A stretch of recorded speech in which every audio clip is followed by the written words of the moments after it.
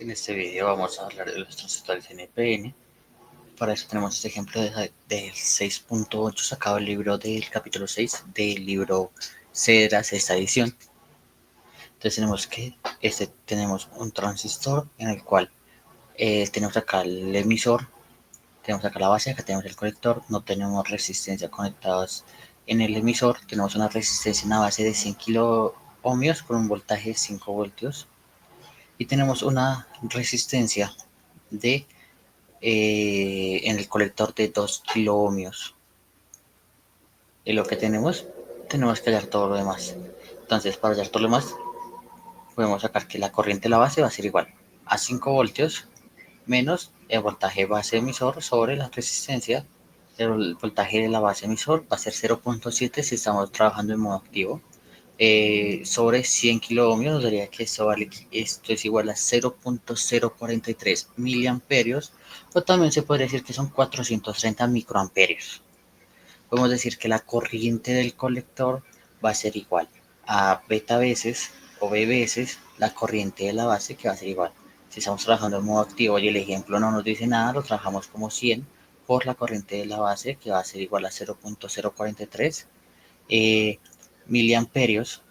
Eso nos daría un total de 4.3 miliamperios. Acá no hubo una buena caligrafía, acá y lo coloqué mal. Entonces, para hallar el voltaje del colector, vamos a decir que el voltaje del colector va a ser igual a 10 voltios, que está por acá, que entra 10 voltios, menos la corriente del colector por la resistencia del colector.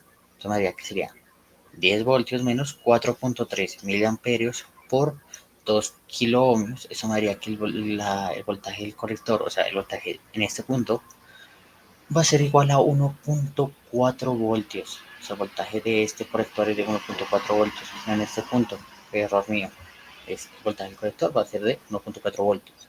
Y el voltaje pues, de la base va a ser, el voltaje de la base va a ser igual al voltaje de la base emisor, que va a ser igual a 0.7 voltios. Ahora solo falta hallar la corriente del emisor, que la corriente del emisor va a ser igual a B más 1 por la corriente de la base, me daría 101 por 0.043 miliamperios, pues me daría también 4.34 miliamperios. La corriente del emisor es casi proporcional, o es muy parecida en ese caso a la corriente del colector, como nos damos cuenta acá. Entonces, ya con estos datos podemos dibujar en el formato pi, en modo pi, que sería este tipo de dibujo. Nos damos cuenta que acá el voltaje en este puntico, que sería el voltaje de la base, sería 0.7.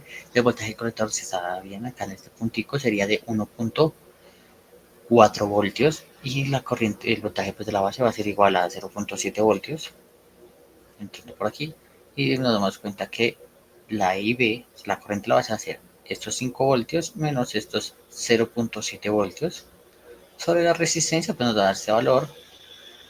eh, Nos daría el valor negativo o positivo dependiendo cómo tomemos, porque esto también puede funcionar como una malla, y depende de cómo tomemos la malla nos daría ese valor.